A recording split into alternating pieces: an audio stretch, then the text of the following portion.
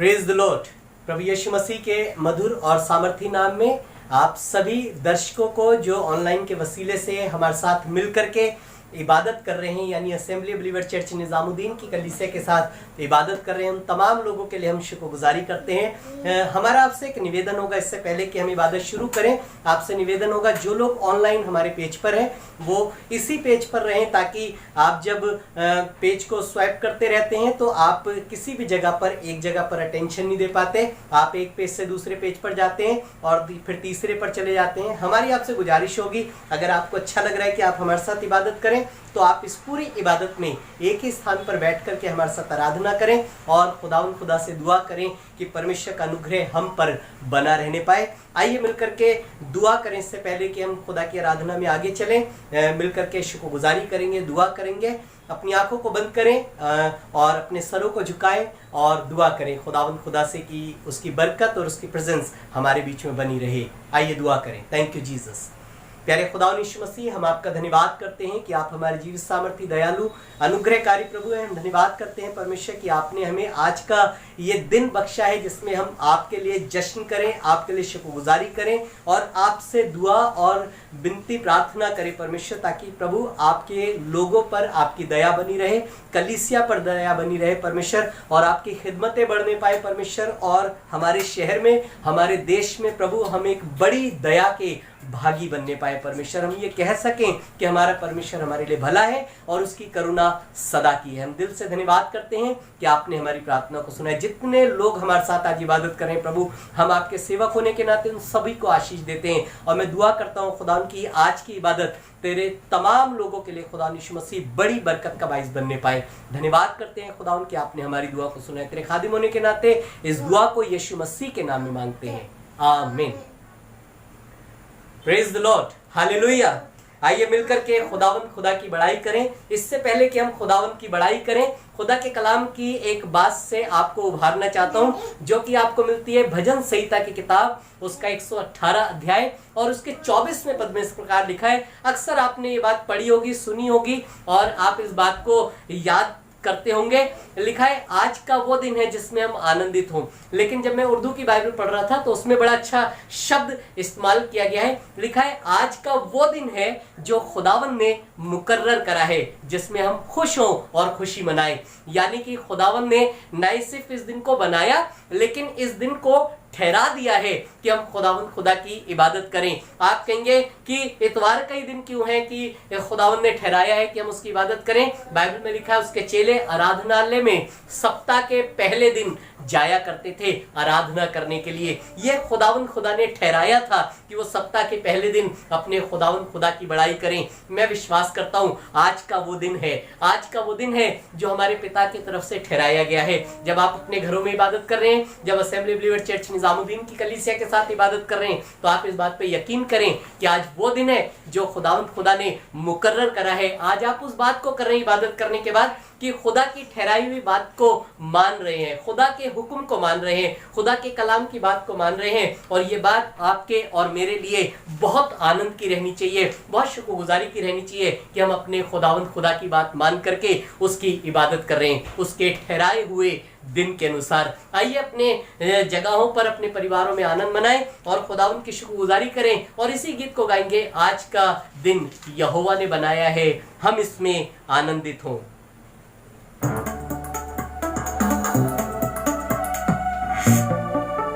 आप ताली बजा सकते हैं अपने घर में, एक साथ गीत भी गा सकते हैं।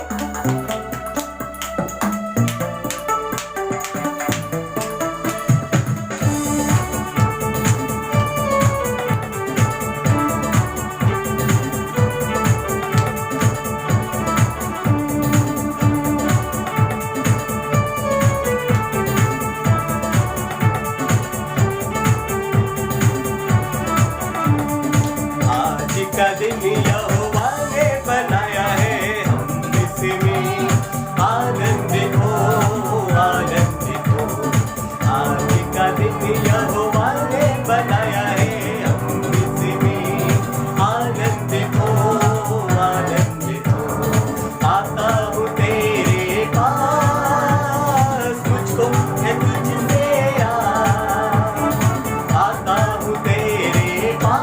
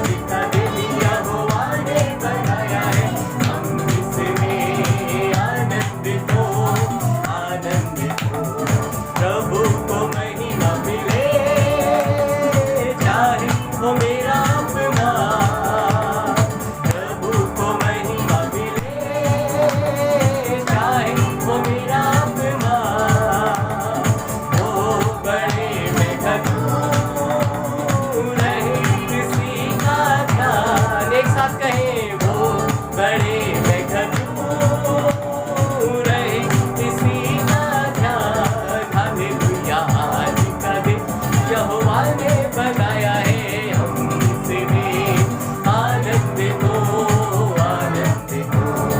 आज का दिन यहोवा ने बनाया है, हम इसमें आनंदित हो आनंदित हो। स्तुति प्रशंसा करे, तू ना कुछ होता रहे। स्तुति प्रशंसा करे, तू ना कुछ होता रहे। उसको हम भाते रहे, चाहे जहाँ भी रहे। उसको हम भाते रहे, चाहे जहाँ भी रहे। हालेलुया आज का दिन यहोवा ने बनाया है, हम इसमें आनंदित हो आनंदित हो। आज का दिन यहोवा ने बनाया है, हम इसमें आनंदित हो आनंदित हो आनंदित हो आनंदित हो आनंदित हो आनंदित हो। Hallelujah hallelujah. हम विश्वास करते हैं कि परमेश्वर महान है और अति स्तुति के योग्य है। जब आपने और हमने मिल करके इस गीत को गाया है, आज का दिन यहोवा ने बनाया है, हम इसमें आनंदित हो, तो ऐसे शुक्रगुजारी और खुशी से भरे रहिए, क्योंकि अब हम एक गीत में और आगे चलेंगे। और ये गीत छोटे बच्चे ने गाया है और मैं विश्वास करता हूं कि आपको इस गीत से बहुत बरकत मिलेगी। अब हम एक गीत गाएंगे, आराधना में चलेंगे छोटे मास्टर अभय बेली के साथ, और विश्वास करते हैं कि प्रभु इस छोटे बच्चे से आपको बहुत बरकत देगा।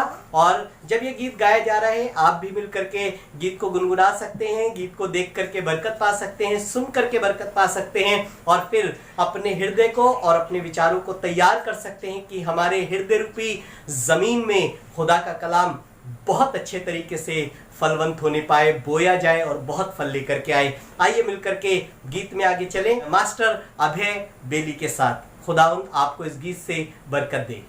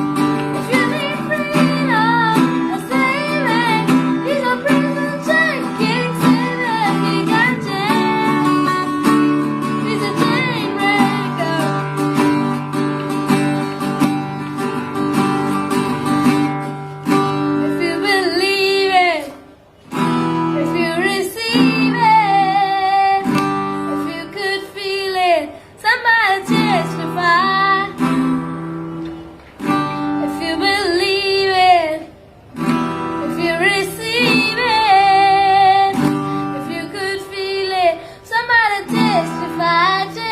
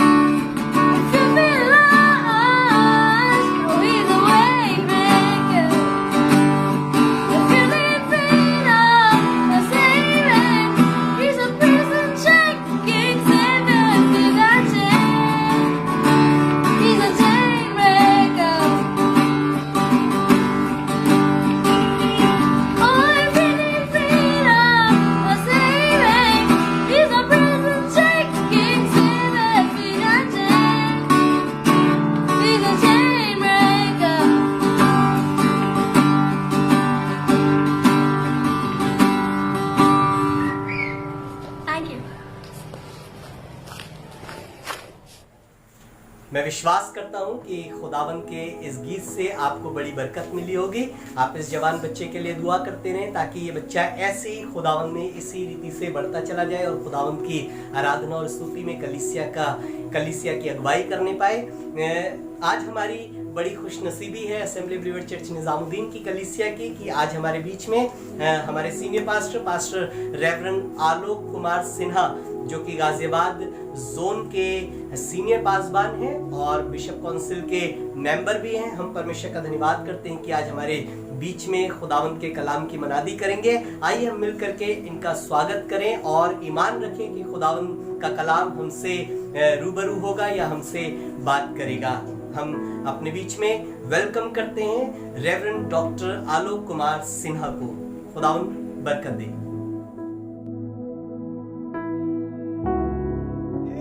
आज मेरा दिल निहायत शुक्रगुजारी से आसमान के खुदा के लिए भरा है, इसलिए क्योंकि मैं assembly of believer church Nizamuddin के साथ आपके साथ लाइव हो रहा हूँ, लाइव स्ट्रीमिंग पे हूँ और खुदावंद की शुक्रगुजारी कर पा रहा हूँ। मैं खुदावंद का दिल से शुक्रिया अदा करता हूँ बावजूद इसके कि बड़ी महामारी फैली है और इन दिनों में बहुत मुसीबतें हैं, बहुत से लोग बीमार हो रहे हैं, बहुत से लोग इस दुनिया से रहलत फरमा गए हैं, पर मुझ पर और आप पर आसमान के खुदा ने ये फजल किया है कि हम इस इंटरनेट के माध्यम से एक दूसरे से बातचीत कर सकें, हम कलाम हो सकें। मैं खुदावंद का शुक्रगुजार हूँ। मैं पास्टर सैमसन आर्थर के लिए खुदा की शुक्रगुजारी करता हूँ, इनकी मेम साहब के लिए, इनकी दोनों बेटियों के लिए खुदावंद के शुक्रगुजार हैं।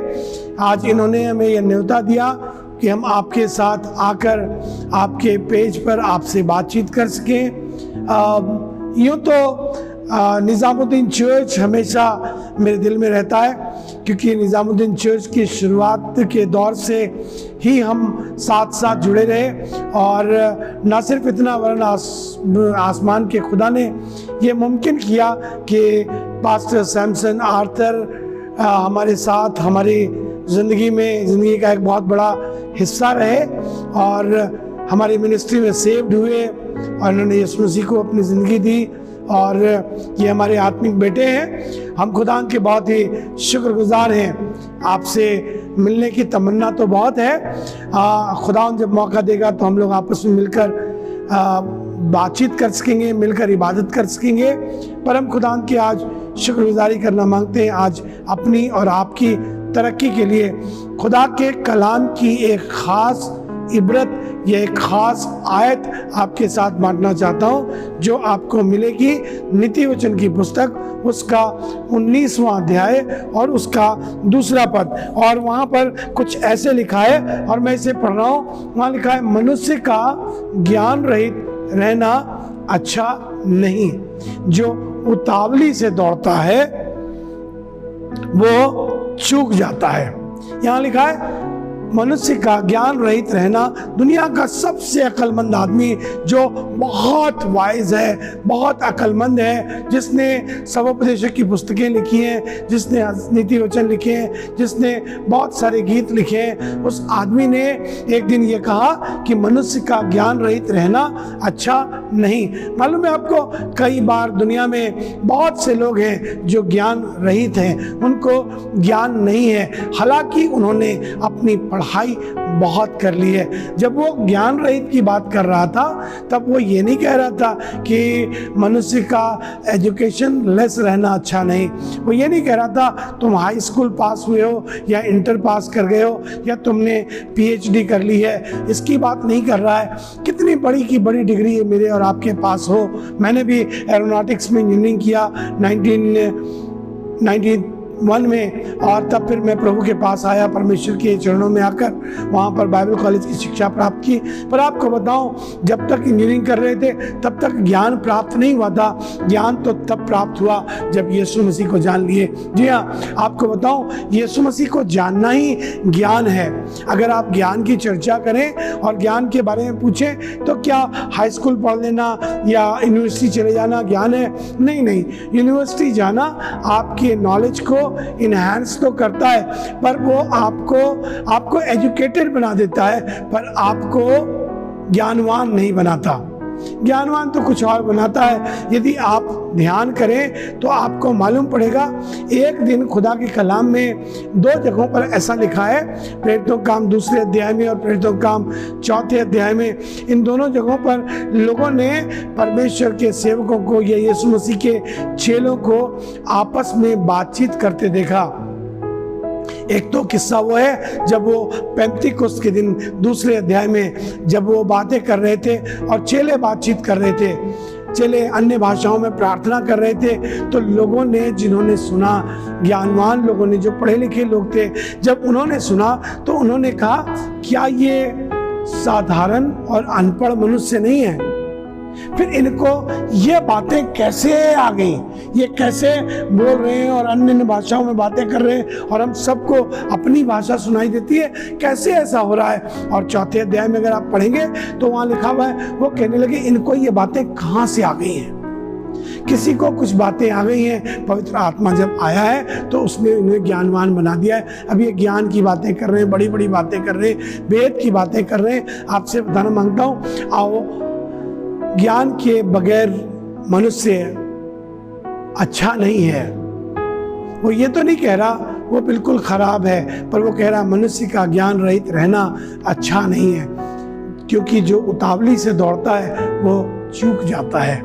कई बार आप उतावली से दौड़ने और ज्ञान रहित होने को जब आप समझने की कोशिश करेंगे तो समझ में आएगा, बगैर ज्ञान के बहुत से लोग इस संसार में दौड़ रहे हैं, उनकी दौड़ चल रही है, वो यहाँ जा रहे हैं, वहाँ जा रहे हैं, वो अपनी रोज़मर्रा की ज़िंदगी में दौड़ रहे हैं, वो अपने बिजनेस में दौड़ रहे हैं, अपने काम में दौड़ रहे हैं। उनकी ज़िंदगी, हर एक व्यक्ति की ज़िंदगी एक दौड़ है और इस दौड़ में हर कोई दौड़ा चला जा रहा है। पर कुछ लोग ज्ञान प्राप्त करके दौड़ रहे हैं, कुछ लोग बगैर ज्ञान के दौड़ रहे हैं। जी हाँ, आपसे एक बात बताना मांगता हूँ, वो जिंदगी जो आपको और मुझको मिली है, जो जिंदगी मेरे पास और आपके पास है, वो इस दुनिया में समाप्त हो जाने वाली है। अगर ये यहीं खत्म हो जाएगी तो ये दौड़ यहीं पे समाप्त हो जाएगी। पर आपसे कहना मांगता हूँ, यदि आपने ज्ञान को प्राप्त कर लिया और आप तब दौड़ने लगे तो दौड़ते दौड़ते आपकी ये ज़िंदगी यहाँ ख़त्म होगी नहीं, क्योंकि आसमान के खुदा ने, यीशु मसीह ने जब बातें की तो उसने कहा, देखो, चोर चोरी करने, घात करने और नाश करने आता है, मैं इसलिए आया हूँ ताकि तुम जीवन पाओ। और जीवन कितना?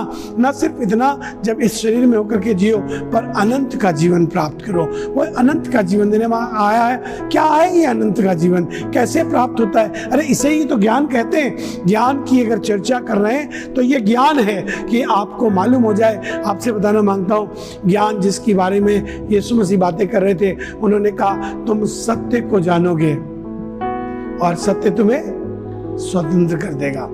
आज़ादी आपको सत्य के जानने से मिलेगी। मुझे भी ज्ञान नहीं था, जब ज्ञान नहीं था तो मैं भी दौड़ रहा था अपनी पढ़ाई में, अपने कामों में। दिल में ख्याल ये था, लाखों रुपए कमाऊंगा, बहुत पैसे मिलेंगे, एरोनॉटिक्स में इंजीनियरिंग करूंगा, हवाई जहाज़ बनाऊंगा, हवाई जहाज़ रिपेयर करूंगा, उसके साथ काम करूंगा और किसी एयरलाइन कंपनी में काम करूंगा, बहुत पैसे मिलेंगे। पर जब ज्ञान की प्राप्ति हो गई, ज्ञान अर्थात यीशु। कौन है ज्ञान? ज्ञान जिसका नाम यीशु मसीह है। वो ज्ञान जब मैं और आप प्राप्त कर लेते हैं, तब आपको कुछ और समझ में नहीं आता। तब आपको लगता है मैंने यीशु को पा लिया है, अब मुझे ज्ञान की प्राप्ति हो गई है। ज्ञान की प्राप्ति कर लेने के बाद, जब तक ज्ञान पौलुस ने प्राप्त नहीं किया है, तब तक वो मसीहियों को सताया करता है। जब तक उसने ज्ञान नहीं प्राप्त किया, वो लोगों को मारता है, कलीसियाओं को सताता है। पर जब उसने ज्ञान प्राप्त कर लिया है, जब उसे ज्ञान मिल गया है, वैसे अगर पढ़ाई लिखाई की बात करें तो आपको याद आएगा, पौलुस कह तो ये रहा था, मैंने गमलीएल के कदमों में बैठकर शिक्षा प्राप्त की है। पढ़ा लिखा तो बहुत है पर ज्ञान नहीं है। तभी तो उस दिन उसने यीशु मसीह से पूछ लिया था, हे प्रभु तू कौन है? याद है ना आपको, जब उसने एक बड़ी रोशनी देखी, एक आवाज़ सुनी, जब वो घोड़े पर से गिर गया, तब उसने पूछा, हे प्रभु तू कौन है? तब आवाज़ आई, मैं यीशु हूँ जिसे तू सताता है। जब उसको ये ज्ञान मालूम हो गया, ये यीशु है, यीशु ही परमेश्वर है, यीशु के अलावा कोई उद्धार करता नहीं है। जब उसे ये ज्ञान हो गया, उसके बाद वो सब कुछ छोड़कर, रोमी होने का अधिकार छोड़कर, लाखों रुपए देकर, उस जमाने में भी लोग रोमी होने का अधिकार लिया करते थे, सब कुछ छोड़ यीशु के पीछे चल पड़ा है। अब ये पिट जाता है, अब लोग इसे मार देते हैं, अब इसे मरा हुआ समझकर छोड़ देते हैं, सब कुछ हो जाता है, पर इसके बावजूद ये खुदावंद यीशु मसीह के पीछे चल रहा है। अब ये ज्ञान की बातें कर रहा है, अब ये एथेन के लोगों से बातें कर रहा है, अब ये कुरिन्थ के लोगों से बात कर रहा है, अब ये बहुत सारी कलीसियाओं का संस्थापक हो गया है, इसलिए कि इसने अब ज्ञान प्राप्त किया है। इससे पहले इसने पढ़ाई की है, पर अब इसने ज्ञान प्राप्त कर लिया है। तब तो खुदा के कलाम में ऐसे लिखा हुआ है, मैं चाहता हूँ आपके साथ निकाल कर पढ़ूँ होशे नबी की पुस्तक उसका 6वां अध्याय, होशे की पुस्तक उसका 6वां अध्याय और उसके 2 और 3 पद को पढ़ें तो वहाँ पर ऐसे लिखा हुआ है, बल्कि मैं पहले पद से पढ़ता हूँ। वहाँ लिखा है, चलो हम यहोवा की ओर फिरें, क्योंकि उसी ने फाड़ा और वही चंगा भी करेगा, उसी ने मारा है और वही हमारे घावों पर पट्टी बांधेगा। लिखा है खुदा कलाम में, 2 दिन के बाद वो हमको जिलाएगा और तीसरे दिन वो हमको उठाकर खड़ा करेगा, तब हम उसके सम्मुख जीवित रहेंगे। तो कहने लगा, तो आओ हम ज्ञान ढूंढें, वरन यहोवा का ज्ञान प्राप्त करने के लिए यत्न भी करें। बस सिर्फ इतनी सी बात करना मांगता हूँ। वो बताने लगा, कहने लगा, उस यहोवा ने मारा है, उसने घाड़ किया है, उसी वही पट्टी बांधेगा, वही सब कुछ करेगा, वो हमको 2 दिन के बाद उठाकर खड़ा करेगा, तीसरे दिन बाद जिलाएगा। क्या है ये 2 दिन के बाद खड़े हो जाना? कैसे जी उठोगे तुम? बहुत से लोग जो यीशु मसीह को नहीं जानते वो हमसे आपसे अक्सर ये सवाल पूछते हैं, कहाँ जिलाए जाएंगे? हम तो कहते हैं जो मसीह यीशु में सो गए वो जिलाए जाएंगे, एक दिन खड़े किए जाएंगे, पर अक्सर लोग पूछते हैं कैसे होगा, कहाँ से होगा, कब होगा? अभी उन्हें समझ में नहीं आता, पर खुदा का खादिम कह रहा है, आओ हम ज्ञान ढूंढें। जब ज्ञान प्राप्त कर लेंगे, जब यीशु को जान लेंगे, तब आपको मालूम हो जाएगा कैसे जी उठेंगे, कैसे जिलाए जाएंगे, क्योंकि वो मृतकों में से तीसरे दिन जी उठा है, हम भी जी उठेंगे और हम भी जिलाए जाएंगे। न सिर्फ को इतना कह रहा आओ हम यहोवा का ज्ञान ढूंढें और उसके लिए क्या करें? उसके लिए यत्न भी करें। यत्न करना बहुत जरूरी है, खुदा के साथ चलना, यत्न करके यहोवा का ज्ञान ढूंढें, यत्न करके सुबह तड़के उठ जाएं, यत्न करके अपने मन को मारें, यत्न करके अपने आप को तैयार करें। जब आपका शरीर इस बात की आज्ञा ना दे रहा हो कि आप उठकर प्रार्थना करें, यत्न करके प्रार्थना करें, यत्न करके यहोवा का ज्ञान ढूंढना शुरू करें। आओ हम यत्न से यहोवा का ज्ञान ढूंढें। सुनिए आगे ऐसे लिखा हुआ है, आगे मैं 6वां पद पढ़ रहा हूँ। 6वें पद में यूँ लिखा हुआ है, क्योंकि मैं, परमेश्वर कहने लगे, खुदा बाप बातें करने लगे तो कहने लगे, क्योंकि मैं बलिदान से नहीं स्थिर प्रेम ही से प्रसन्न होता हूँ और होम बलियों से अधिक ये चाहता हूँ कि लोग यहोवा का ज्ञान रखें, लोग परमेश्वर का ज्ञान रखें। खुदा बाप चाहते हैं, परमेश्वर चाहते हैं आप ज्ञान रखें। मनुष्य का ज्ञान रहित रहना अच्छा नहीं है। मनुष्य ज्ञान रहित मर जाएगा तो वो आसमान नहीं जा पाएगा। पर यदि आपने ज्ञान प्राप्त कर लिया है तो अब आप तौबा कर लेंगे। अगर आपने ज्ञान प्राप्त कर लिया है आप बपतिस्मा ले लेंगे। यदि आपने ज्ञान प्राप्त कर लिया है आप परमेश्वर के साथ साथ चलने लगेंगे। इन दिनों में जबकि महामारी का दौर है, अजीजों आपसे एक बात कहना मांगता हूँ, पूरी दुनिया डरी हुई है, लोग डरे हुए हैं, खाएंगे क्या, रहेंगे कहाँ, कैसे काम चलेगा, नौकरियां जा रही हैं, सब कुछ खत्म हो रहा है, मेरा गुजारा कैसे होगा, मेरी रोटी की व्यवस्था क्या कैसे होगी।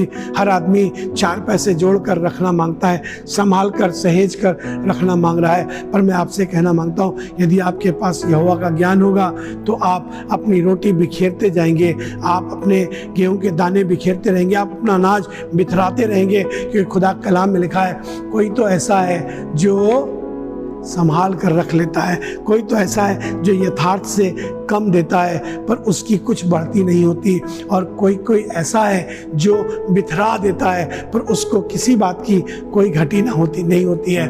अगर आप अपना समेट कर रखेंगे, आपसे कहना मतलब ज्ञान तो यही है, लपेट के रखो, अपने पास रखो, संभाल कर रखो, पर आखिर में कोई बढ़ती नहीं होगी। पर अगर आप बिखेर देंगे, अगर आप देने लगेंगे, अगर आप फेंकना शुरू कर देंगे। फेंकने का मतलब ये नहीं कि सड़क पे फेंकने लगेंगे, पर फेंकने का मतलब ये कि जब आप किसी की मदद करने लगेंगे, कुछ करने लगेंगे, तो आपके लिए किसी बात की घटी नहीं होने पाएगी। मैं चाहता हूँ आपको एक जगह पर लेकर के चलूँ, और ये आपको मिलेगी खुदा के कलाम में, उसका 9वां अध्याय और उसका 10वां पद। वहाँ पर ऐसे लिखा हुआ है, सुनिएगा, ऐसे लिखा है, सो जो बोने वाले को बीज देता है। आसमान का खुदा बहुत अक्लमंद है। मेरी आपकी अकल से कहीं ज्यादा उसकी अकल है। वो बोने वाले को बीज देता है। आप कई बार देखा है ना आपने, किसी को कोई घटी नहीं होती। कुछ लोग ऐसे होते हैं जो देते रहते हैं, उनको कोई कमी नहीं होती है। पर कुछ लोग ऐसे होते हैं जो कुछ नहीं देते, हमेशा हैंड टू माउथ रहते हैं, हमेशा मांगते रहते हैं, हमेशा उनकी स्थिति खराब रहती है। क्यों होता है ऐसा? लिखा खुदा कलाम में, वो जो बोने वाले को बीज देता है और भोजन के लिए रोटी देता है। मैं पिछले में इसे पढ़ रहा था, इस पर मनन कर रहा था, तो मुझे ये बात समझ में आई, वो बोने वाले को बीज और भोजन के लिए रोटी देता है। यदि आप बोने लगेंगे, ये ज्ञान अगम्य है, बहुत असाधारण है, साधारण तौर से समझ में नहीं आता, पर आपको बताना मांगता हूँ आज, जब आप बोने निकलते हैं, जब आप किसी के खेत में, पुराने ज़माने में हमारे गांव में, हम लोगों के पास गांव में खेती हुआ करती थी, तो हमारे यहाँ मजदूर सुबह सुबह आते थे, और मजदूर जाकर सुबह सुबह खेत में बुआई करना शुरू करते थे। जब वो बोने के लिए मजदूर आते थे, तो हम उन्हें सुबह सुबह बीज दिया करते थे। हमारे यहाँ से वो बीज लेकर के जाते थे और खेतों में बीज बोना शुरू करते थे। जब वो बीज बो करके शाम को लौट कर आते थे, तो हम उन्हें अलग से गेहूं दिया करते थे। ये तुम्हारे आटे के लिए, इसको जाना आटा निकालना, और इसका आटा निकाल कर इसकी रोटी बनाना, रोटी बनाकर खाना। पर मजदूरी उसी को मिलती थी, रोटी उसी को मिलती थी जो बीज बोने के लिए खेत पर काम करता था। आपसे कहना मांगता हूँ, यदि आप आसमान की बादशाहत में बीज बो रहे हैं, इन दिनों में, इस लॉकडाउन के पीरियड में, आपसे एक बात कहना मांगता हूं, अपने कलीसिया में अपने पासवान की मदद कीजिए। देखिए आपके चर्च की आवश्यकताएं पूरी होती कि नहीं होती है। अगर आपको अपनी सैलरी मिल रही है, अपनी तनख्वाहें मिल रही है, तो दीजिए अपना दसवांश, क्योंकि ये आपका बीज है जो आप बो रहे हैं। अगर आप बीज बोएंगे तो आपको रोटी की घटी नहीं होगी। अपना ऑफरिंग दीजिए। खुदा खादिम कई बार आपसे कह नहीं रहे, कई बार वो झिझक रहे हैं, कई बार वो झेप रहे हैं, इस समय में कैसे कहें, पर आपसे कलाम की बिना पर यह बात कहना मांगता हूं कि आप खुद अपनी भेंट खुदा की हुजूरी में ला करके देना शुरू कीजिए। खादिमों के पास, चर्चेस में भेजना शुरू कीजिए, क्योंकि जो कोई ज्ञान तो ये है, जो कोई बोता है वो रोटी का मोहताज नहीं होता। अगर आप बोने लगेंगे तो आसमान का खुदा आपको बरकत देगा। एक आखिर में आयत आपके साथ बांटना चाहता हूं, और मैं चाहता हूं मेरे साथ तीमुथियुस की पुस्तक निकालें, 2 तीमुथियुस उसका 3 अध्याय और उसका 7वां पद। खुदा कलाम में लिखा है, पौलुस चिट्ठी लिख रहा है। जब पत्रस चिट्ठी लिखने लगा तो तीमुथियुस को चिट्ठी लिख करके उसने कुछ यूं कहा है। 3 अध्याय और उसका 7वां पद, वहां ऐसे लिखा हुआ है, सुनिएगा, लिखा है, बहुत सी स्त्रियों के बारे में, कुछ स्त्रियों का जिक्र कर रहा है, कुछ लोगों की बातचीत कर रहा है, और वो कह रहा है कुछ औरतें ऐसी हैं। जब औरत की चर्चा करी जाती है, इसका मतलब ये नहीं वो किसी एक औरत की बात कर रहा है, सीमा की या जूली की या मिसेस अल्फ्रेडो की बात कर रहा है, पर वो बात कर रहा है, जब बातचीत कर रहा है तब वो उन स्त्रियों की या कलीसियाओं की बात कर रहा है। स्त्री कलीसिया को परमेश्वर के वचन में दर्शाता है, और वो कहने लगा कि कुछ ऐसी स्त्रियां हैं जो सदा सीखती तो रहती हैं, लिखा है, और सदा सीखती तो रहती हैं, पर सत्य की पहचान तक कभी नहीं पहुंचती। कुछ लोग सत्य की पहचान तक या ज्ञान की प्राप्ति तक कभी नहीं पहुंच पाते।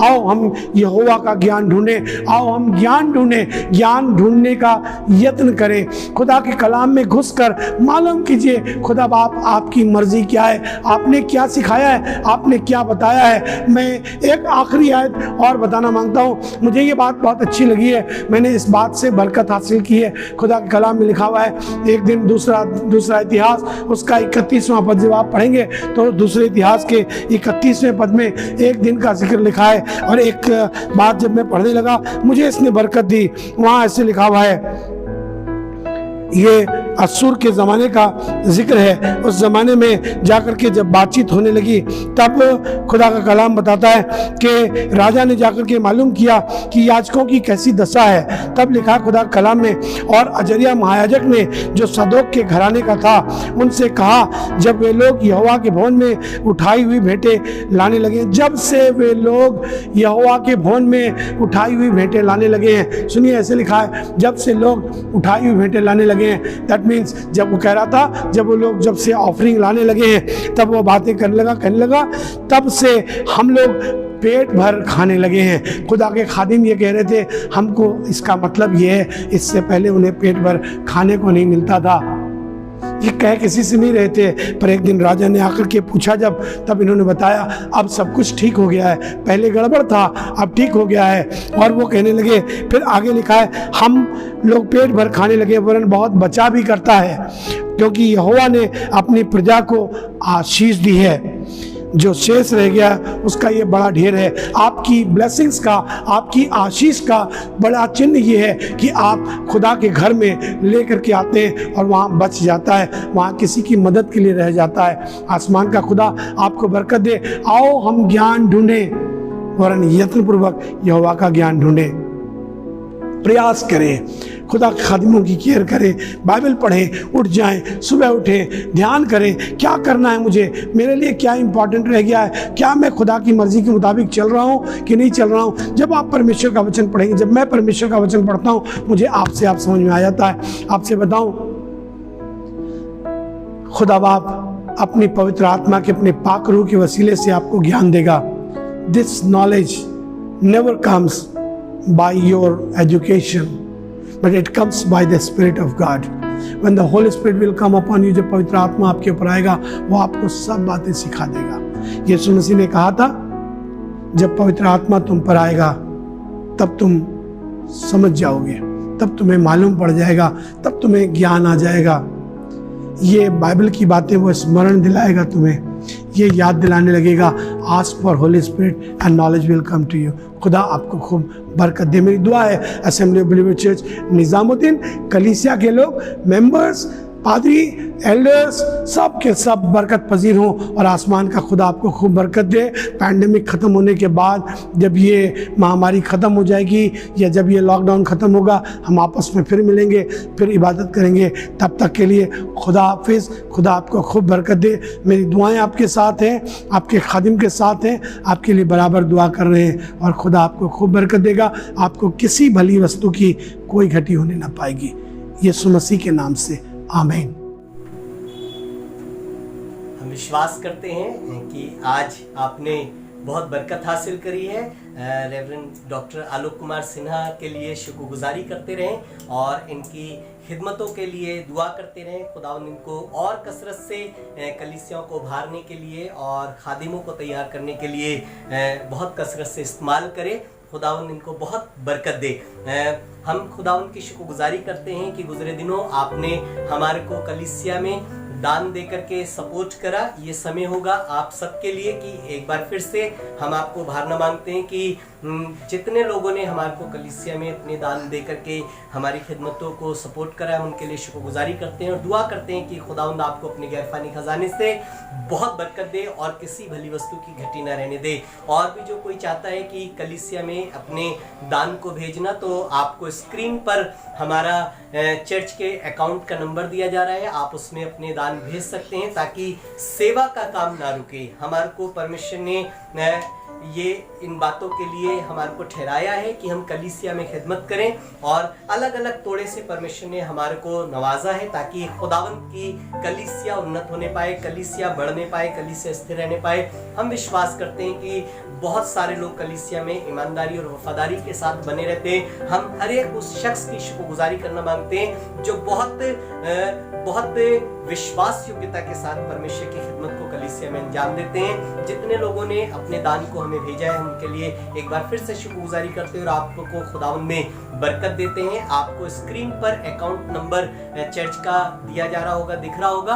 आप इस अकाउंट में अपनी टाइथ को, दहेगी को आप डिपॉजिट करा सकते हैं। आप अपने डोनेशंस को आप डिपॉजिट करा सकते हैं। आप अपने चर्च के रेंट को अगर आप सपोर्ट करना मांगते हैं या करते हैं तो आप इस अकाउंट में अपनी दान को भेज सकते हैं। उसी के साथ साथ अगर आप गूगल पे भी हमारे को भेजते हैं तो हमारा नंबर स्क्रीन पर आ रहा होगा। आप गूगल के थ्रू हमें अपने दान को भेज सकते हैं, दहेगी को भेज सकते हैं। लेकिन साथ ही साथ आपसे एक निवेदन भी होगा कि जो लोग हमें अपने दान को भेजते हैं वो व्हाट्सएप कॉल करके हमारे को जरूर से बताएं एक बार, या मैसेज करके हमारे को जरूर से बताएं ताकि हमें पता लग सके और हम आपको उसका रिप्लाई कर सकें और आपके लिए दुआ करते हैं। हम हर रोज दुआ करते हैं और हम आपको रिप्लाई करके भी आपको थैंक्स कर सकें और खुदावंद में आपको बरकत दे सकें। आइए मिलकर के खुदा की शुक्रगुजारी करें और दुआ करें। लेकिन इससे पहले कि आप दुआ करें, आपसे गुजारिश होगी कि अगला इतवार यानी आने वाला इतवार हम लोग पाकशाह की रस्म में शामिल होंगे एक साथ। आपको थोड़ा मुश्किल हो रहा होगा ऑनलाइन इस तरीके की रीत को करने में, तो आपके लिए एक हमारा निवेदन होगा कि आप अपने घर में एक रोटी तैयार कर लें और एक प्याले में या एक ग्लास में जूस ले लें। किसी भी तरीके का एप्पल जूस ले लें या ग्रेप जूस ले लें और उसको जूस को लेकर के आप अपने सेंटर टेबल पे रख लें। और जब दुआ करी जाए यहाँ से कलाम के बाद, तो जब दुआ करी जाए प्याले के लिए और रोटी के लिए, तो आप एक साथ हमारे साथ मिलकर के उसमें शामिल हो सकते हैं। मैं विश्वास करता हूं कि आप इस पाकशाह की रस्म में नेक्स्ट संडे हमारे साथ मिलकर के शामिल होंगे और खुदा की बड़ाई करेंगे। ये समय होगा कि हम अपने सरों को झुकाएंगे और खुदावंद की शुक्रगुजारी करेंगे। आइए मिलकर के अपनी आंखों को बंद करें और उसके बाद खुदा के कलाम की बरकत को हासिल करें। Thank you Jesus. प्यारे खुदावंद, हम निहायत शुक्रगुजार हैं रेवरेंड आलोक कुमार सिन्हा के लिए खुदावंद कि उन्होंने कलाम की मनादी करके खुदावंद आपकी उस बात को खुदावंद यीशु मसीह अपने लोगों में खुदावंद सुनाया है जो आपके लोगों के लिए जरूरी है खुदावंद, कि आपके लोग आपके ज्ञान से परिपूर्ण हो जाएं। खुदावंद, आपकी तो इच्छा ही ये है खुदावंद कि आपके ज्ञान से पृथ्वी भर जाए खुदावंद, मानव भर जाए। परमेश्वर, हम दुआ करते हैं खुदावंद यीशु मसीह कि ये कलाम लोगों की जिंदगी में खुदावंद 100 गुना फल लाने वाला हो सके। खुदावंद, खादिम को बरकत देना खुदावंद, सुनने वालों को बरकत देना खुदावंद, और होने दे खुदावंद इस कलाम ने जिसके भी दिल से बातें करी हो खुदावंद, होने दे अपने राज्य में उसे शामिल कर लेना परमेश्वर, ताकि खुदावंद जब आप आए तो हम सब मिल करके आपके साथ आनंद करें और आपके नाम को महिमा देने पाए। खुदावंद चाहते हैं सबको बड़ी बरकत दे, अपने खादिम को बड़ी बरकत दे। हम गुजरे दिनों में खुदावंद जितने लोगों ने अपने दान भेज करके कलीसिया में आर्थिक रीति से मदद करी है, हम उनके लिए शुक्रगुजारी करते हैं और आपके खादिम होने के नाते उनको बरकत देते हैं और चाहते हैं खुदावंद अपने हाथ को बढ़ा करके उनकी हर एक घटी को दूर कर देना। परमेश्वर, दुआ करते हैं खुदा यीशु मसीह कि लोगों की ये गवाही होने पाए कि हमने परमेश्वर के राज्य के लिए बोया तो परमेश्वर ने उसका कई गुना अजर हमारी जिंदगी में दिया है, और इस विपत्ति के दिनों में परमेश्वर ने उन्हें भरपूरी से भरा है। प्रभु, हम आपसे दुआ करते हैं खुदा यीशु मसीह, अगर किसी के परिवार में कोई बीमार है, अगर खुदा कलीसिया में कोई बीमार है, अगर खुदा किसी की ये जरूरत है कि खुदा यीशु मसीह आज आप उन्हें छू करके चंगा करने पाए, तो मैं आपसे प्रार्थना करता हूँ प्रभु, आज का दिन आपके लोगों के लिए शिफा का रहने पाए, आज का दिन खुशी का रहने पाए, आज का दिन बरकतों से भरा हुआ रहने पाए परमेश्वर, ताकि खुदावन हम आने वाले दिनों में ये सुन सकें कि खुदावन ने अपने लोगों को बरकत दी है। दिल से शुक्रगुजारी करते हैं खुदावन कि आपने हमारी दुआ को सुना है। आपके खादिम होने के नाते ये सब बातों के लिए शुक्रगुजारी करते हैं और कलीसिया को, तमाम दर्शकों को आप में रह करके आपके नाम में आशीष देते हैं। विश्वास करते हैं कि आपने ये आशीष उनके लिए सदा की ठहराई है। प्रभु यीशु मसीह के नाम में मांगते हैं, आमीन। अपनी आंखों को बंद रखें और अपने परमेश्वर की आशीष को ग्रहण करें। Thank you Jesus. और अब हमारे खुदा यीशु मसीह का फजल, खुदा बाप की मोहब्बत, पाक रूह की रिफाकत और शराकत अब से लेकर हमेशा तक हम सबों के साथ, कलीसिया के साथ और जमाने के हर एक ईमानदार के साथ अब से लेकर अब्दुल आबाद तक बनी रहे। आमीन।